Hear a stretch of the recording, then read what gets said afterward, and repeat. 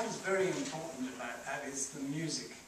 The picture had a score in 1929, and Carl Davis wrote that score in modern times, but he has, more than anyone I know, got the feeling for the period and how pictures were scored in those days. If you can imagine Broadway at Times Square being so full of people, it was like VE Day. It was jammed with people going to the movies, so much so the police had to shut the street to traffic. That's how popular silent films were. Now, the next picture you're going to see, the next two extracts you're going to see entirely without music. And it's a test of your concentration, because silent films require much more concentration than talkies, which tell you all the time what's happening through your ears. And I don't know quite what's happening through our ears. This mic seems to be playing up a bit. However, in 1958, I got a list from a library in Coventry, and on it was a film called The Goose Woman. I thought, what an awful title. But I was intrigued by the cast: Jack Pickford, Mary Pickford's brother, Louise Dresser, Constance Bennett. I thought, this is worth £2 a reel. So I bought it, and it made me think that if there were any more American silent films as good as this, I'll happily spend the rest of my life looking for them. And I have.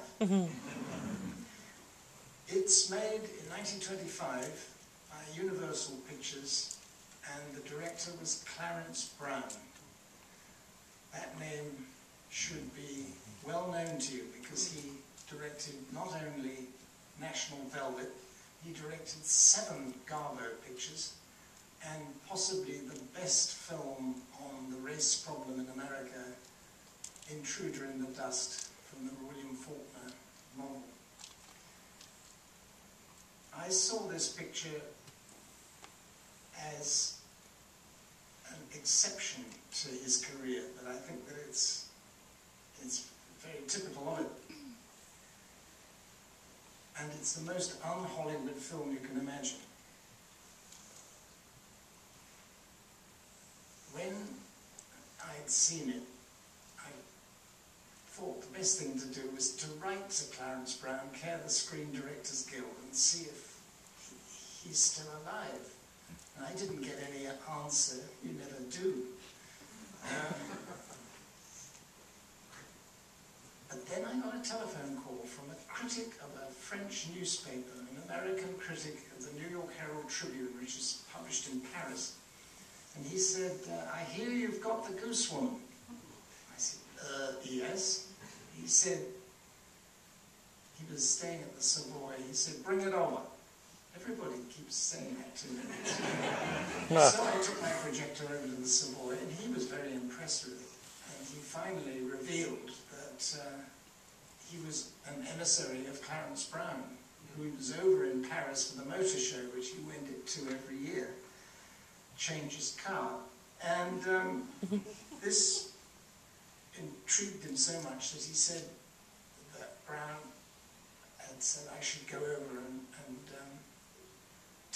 bring my projector and show it to him. Well, that was quite an experience, because I didn't realize the French had a completely different electrical system to the English, and I took this heavy projector all the way to Paris to discover it wouldn't work. So I rang up Henri Langlois at the Cinémathèque Française, and he agreed to show him the film at the Cinémathèque. We had to wait for quite a while till the theatre was vacated by one Roger Vadim, who was sitting inside. You'd think he'd be interested in Garbo's director, wouldn't you, as Brigitte Bardot's director? But he wasn't. He just put me off Vadim.